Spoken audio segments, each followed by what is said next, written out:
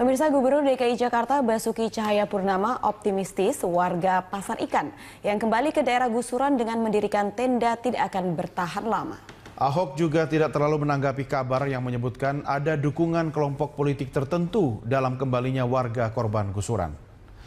Ahok menilai jika ada partai yang ikut membantu kembalinya warga Pasar Ikan berarti ikut melanggar aturan. Ahok juga menambahkan program penertiban permukiman dan relokasi warga kerap kali diprovokasi dengan isu-isu yang tidak benar. Salah satunya adalah isu yang menyebutkan Pemprov telah merusak warisan sejarah di kawasan luar Batang.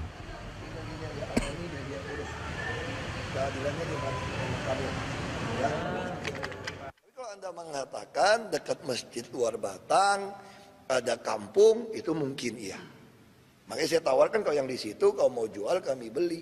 Tapi bukan yang di akuarium atau yang di tembok benteng VOC, bukan gitu. Jadi jangan, ini kasus persis perkeliruan saya bilang. Kasus Kampung Pulo.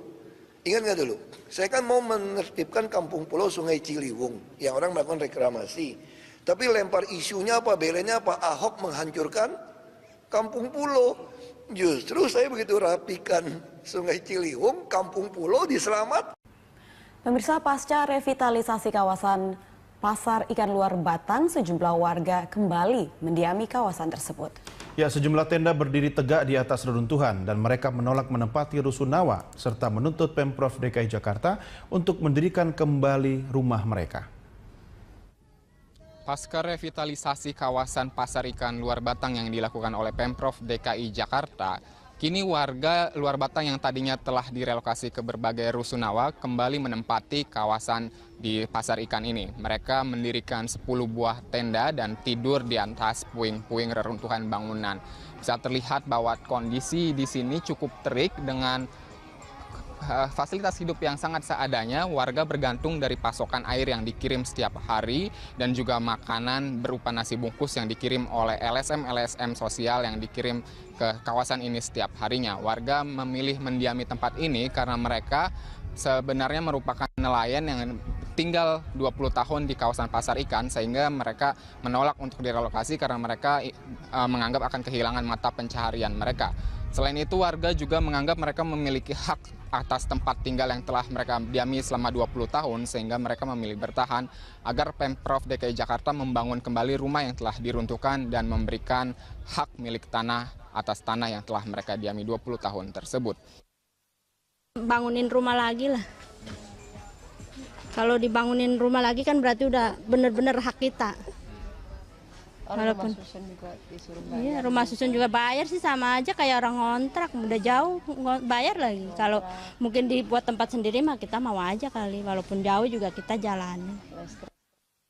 Anak-anak pun masih terlihat mendiami tempat tinggal ini, kondisinya cukup berbahaya karena banyak puing-puing dan juga besi-besi berkarat dan paku-paku. Mereka tinggal di atasnya dengan melapisi puing-puing tersebut dengan kayu dan alas tidur yang seadanya.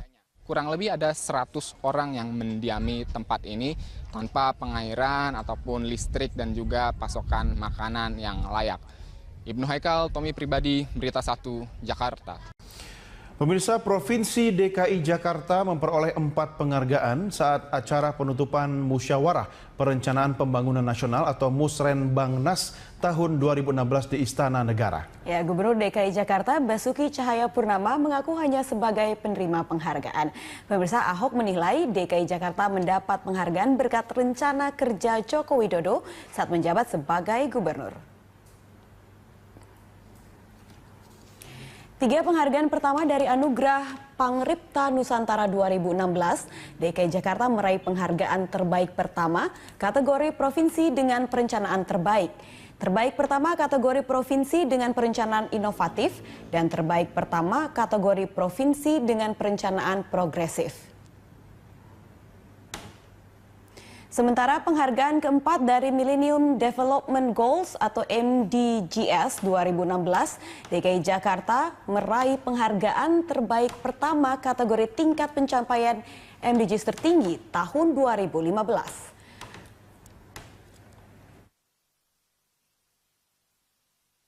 Terusin dari beliau, Pak Jokowi dari dulu ingin bahwa penganggaran itu harus prioritas, programnya jelas.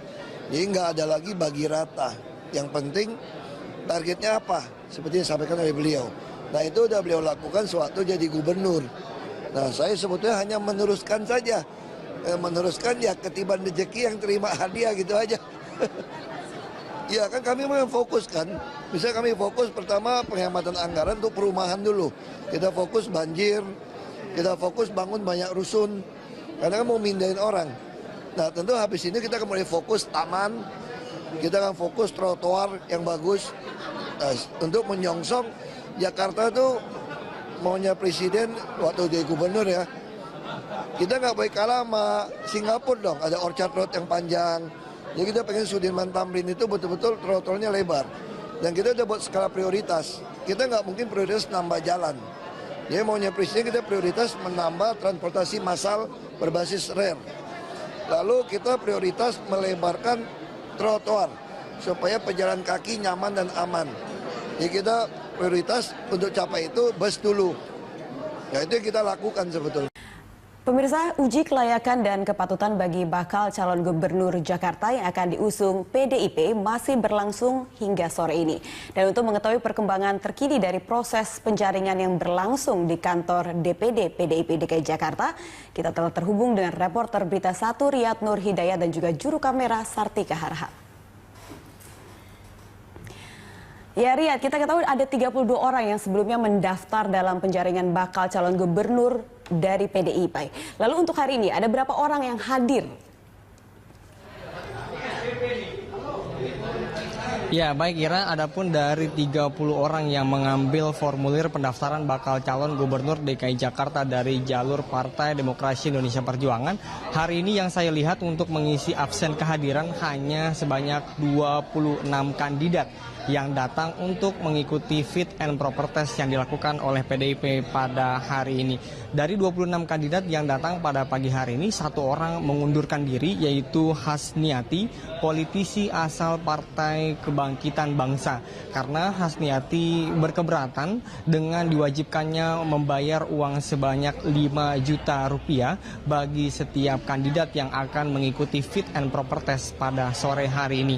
Panitia penyelenggara mengatakan bahwa uang 5 juta ini diwajibkan kepada setiap kandidat untuk penyelenggaraan fit and proper test yang dilakukan pada hari ini. Dari banyak kandidat yang datang pada pagi hari ini di DPP Partai PDIP, ada satu orang yang berhasil kami wawancarai yaitu Hasnaini Muin.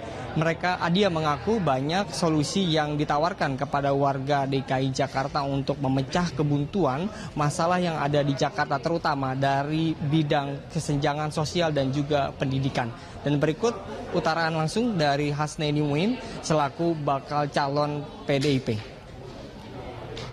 Yang paling kompleks sekali di Jakarta itu kalau kita mau garis besarnya itu kesenjangan sosial yang sangat dibutuhkan. Yang kedua itu adalah masalah kemacetan, banjir, dan ya masalah pendidikan tentunya memang sangat dibutuhkan.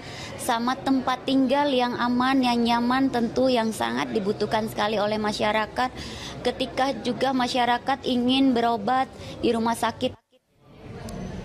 Ya baik Kira, dari 26 kandidat yang mendaftarkan diri baru terlihat tadi baru saja yaitu Yusril Iza Mahendra keluar dari ruangan DPP Partai PDIP ini, dan semuanya selain Yusril masih berada di lantai 5 DPP Partai Demokrasi Indonesia Perjuangan. Ira Syarif.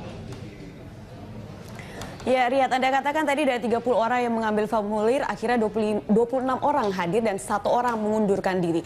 Lalu bagaimana dengan mekanisme uji kelayakan dan kepatutan bakal calon gubernur DKI Jakarta dari PDIP hari ini? Seperti apa, Riyad? Ya baik, adapun mekanisme yang diterapkan dalam fit and proper test adalah pertama, fit and proper test hanya dilakukan 1 hari ini saja, dibagi menjadi 2 sesi, di mana sesi pertama tadi ada tes secara tertulis, dan sore hari ini adalah tes wawancara interview bagi seluruh kandidat yang akan mengikuti bakal calon gubernur DKI Jakarta tahun 2017 yang akan datang. Dan hasil pada hari ini nanti akan diproses Ira Syarif selama 10 hari. Jadi 10 hari dari sekarang akan diumumkan siapa saja nama kandidat yang lolos dalam fit and proper test hari ini. Dari 26 nama tersebut akan diambil sebanyak 5 nama saja atau 5 kandidat. Dari 5 kandidat nanti akan dibawa ke rapat pleno DPP Partai Demokrasi Indonesia Perjuangan, dan dari 5 akan diambil 1 orang saja untuk bersanding dengan orang yang dipilih langsung oleh DPP Partai Demokrasi Indonesia Perjuangan.